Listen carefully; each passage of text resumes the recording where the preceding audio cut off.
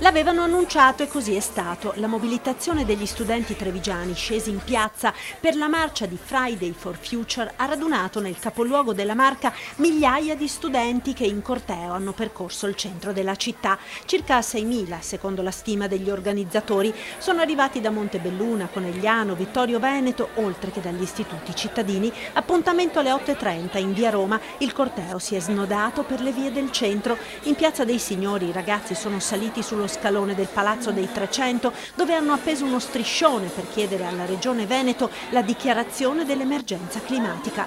E ad affiancare i giovani che aderiscono al movimento globale della svedese Greta Thunberg, anche famiglie, bimbi, anziani. Nel corteo spiccava il cartello "I nonni sono con voi", qualche esponente politico. Cartelli rigorosamente di cartone per dire stop all'inquinamento, alla cementificazione, agli allevamenti intensivi, a tutto ciò che provoca quella coltre di smog che fa della pianura padana una delle aree più inquinate del mondo.